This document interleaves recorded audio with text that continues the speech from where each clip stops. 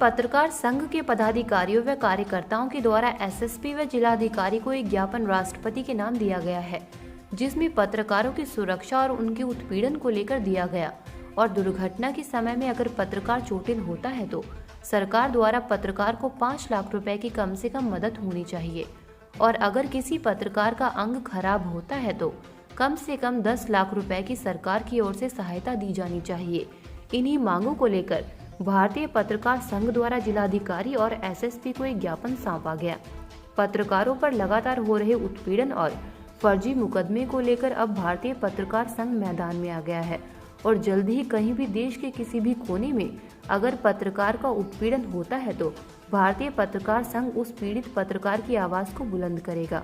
भारतीय पत्रकार संघ पत्रकार साथियों का पूरा सहयोग करेगा और किसी भी सूरत में पीछे नहीं हटेगा। मेरा कटारिया के साथ अंकित कुमार की रिपोर्ट। भारतीय पत्रकार संघ हरिद्वार इकाई की ओर से पूरे जिला हरिद्वार के जितने भी हमारे भारतीय पत्रकार संघ से जुड़े हुए साथी हैं, उनकी समस्याओं को देखते हुए एसएसपी हरिद्वार और डीएम हरिद्वार को हमने ज्ञापन सौंपा है, जिसमें आए दिन पत्रकारों पर बढ़ते अत्याचार और फर्जी मुकदमों को लेकर ये ज्ञापन दिया गया है।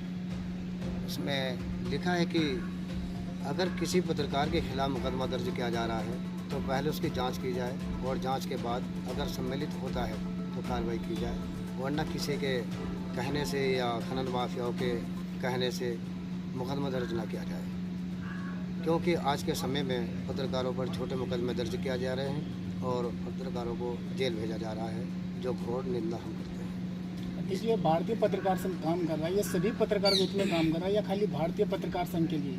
देखिए, वैसे तो हम सबके लिए करते हैं, लेकिन ख़ास तौर पे हम कदम जो उठाते हैं अपने उन बंदों के लिए उठाते हैं जो भारतीय पत्रकार संघ से जुड़ा हुआ है, क्योंकि इसकी गतिविधि का हमें सब पता रहता है, कौन हमारा बंदा क्या कर रहा है। जो हमारे से जुड़ा हुआ नहीं है उसके बारे में हम क्या जानकारी दे सकते हैं, वो सम्मिलित है कि नहीं है, क्या कर रहा है क्या नहीं कर रहा है। देखिए, आज भारतीय पत्रकार संघ ने एक ज्ञापन दिया है, जिसमें माननीय जिलाधिकारी महोदय को और माननीय वरिष्ठ पुलिस अधीक्षक को, चूँकि अगर हम बात करें पत्रकारों के हित की, तो आजकल पत्रकारों के ऊपर अनेक तरह के उत्पीड़न हो रहे हैं, जिनमें कई बार हमने ये देखा है कि उनके खिलाफ मुकदमा भी दर्ज हो जाता है, लेकिन ऐसा नहीं है।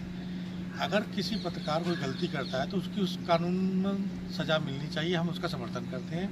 अगर कोई पत्रकार निर्दोष है और उसे किसी द्वेष भावना के रखते हुए से उसके विरुद्ध कोई कार्रवाई होती है तो उसकी हम घोर निंदा करते हैं। आज इसी संबंध में वरिष्ठ पुलिस अधीक्षक महोदय हरिद्वार और जिलाधिकारी महोदय को एक ज्ञापन दिया है कि पत्रकारों के हित के रक्षा के लिए एक कानून बने, जिसमें ये हो कि किसी भी पत्रकार का उत्पीड़न ना हो। और दूसरा, भारतीय पत्रकार संघ ने एक मांग करी है शासन से कि दुर्घटना होने पर मृतक पत्रकार के आश्रितों को 10 लाख रुपए का मुआवजा मिले।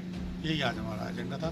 तो भारतीय पत्रकार संघ के साथ आज हम लोगों ने भी उसमें भागीदारी करी है और हमें आशा ही नहीं, पूर्ण उम्मीद है कि भारतीय पत्रकार संघ की बात शासन तक जाएगी और उस पर कार्रवाई होगी। धन्यवाद। देखिए, अगर पत्रकार के हित की बात की है तो उसको सैलरी तो मिलती नहीं, फिर अपना खर्चा कैसे चलाएगा? देखिए, ये बहुत बड़ा प्रश्न आज आपने पूछा है कि पत्रकारों को सैलरी नहीं मिलती है। मैं कहता हूँ ये बिल्कुल सच्चाई है। अगर पत्रकार आज सीना ठोक कर अपने मालिक से ये कहे कि मैं आपके यहाँ काम करूँगा लेकिन आप मुझे क्या देंगे, लेकिन आज हो क्या रहा है, आज पत्रकार पैसे देने के लिए तैयार है और आईडी लेने के लिए और कार्ड लेने के लिए सिर्फ उसे क्या वो एक चमक धमक की दुनिया दिखाई दे रही है, कुछ चाय कॉफ़ी दिखाई दे रही है, कुछ पैसे दिखाई दे रहे हैं। इस नीति को हमें तोड़ना होगा, इसका हमें पूर्ण रूप से बहिष्कार करना होगा।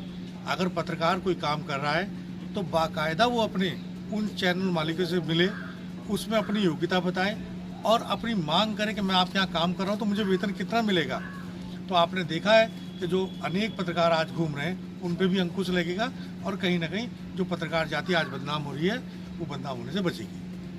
देखिए, हम वही बता रहे हैं आपको कि पत्रकार, आपने बोला कि पैसे दे के आईडी ले लेते हैं, लेकिन वो अपना खर्च कैसे चलाएं? तो इस विषय में आप भारतीय पत्रकार संघ के माध्यम से देखिए, आपका जो प्रश्न है, जो पत्रकार पैसे लेके आईडी कर रहे हो उनका सीधा सा उद्देश्य अवैध उगाही है, वो पत्रकारिता नहीं कर रहे हैं। उनका सीधा सा अवैध है कि उन्होंने आईडी ली और क्षेत्र में पहुंच गए, हम पत्रकार बता के अवैध उगाही करें। लेकिन जो रियल पत्रकार हैं जिन्होंने मास कम्युनिकेशन किया है, ग्रेजुएशन कर रखी है, जो पिछले 20-25 साल से पत्रकारिता के क्षेत्र में है, वो लोग ठोक बजा के मालिकों से बात करते हैं कि हमें इतनी सैलरी चाहिए, हमें इतना कमीशन चाहिए, हमें ये सुविधाएं चाहिए। तो ऐसा नहीं है कि पत्रकार को पैसे नहीं मिलते, सैलरी नहीं मिलती। आज आप बड़े बड़े चैनल देखिए, बड़े बड़े एंकर देखिए, करोड़ों रुपए उनका पैकेज आएगा। क्यों है उनका पैकेज? क्योंकि उन्होंने वो योग्यता हासिल करी है। आज आप योग्य बनिए और अपनी बात रखिए चैनल मालिकों से, अखबार मालिकों से, आपको बाकायदा तनख्वाह मिलेगी। आप तनख्वाह के लिए प्रयासरत रहिए, मालिकों से अपने हक के लिए लड़िए, तो आपको तनख्वाह मिलेगी। और मैं मानता हूँ अगर पत्रकार सब ये एकजुट हो जाएं तो ये बड़े बड़े जो घराने हैं, मीडिया हाउस हैं, ये पत्रकारों के कदमों में आ जाएंगे और उन्हें मजबूरन तनख्वाह देनी पड़ेगी। लेकिन हमारे कुछ साथी ऐसे हैं जो फ्री में काम करना चाहते हैं खाली नाम के लिए, तो ये काम बंद करना होगा।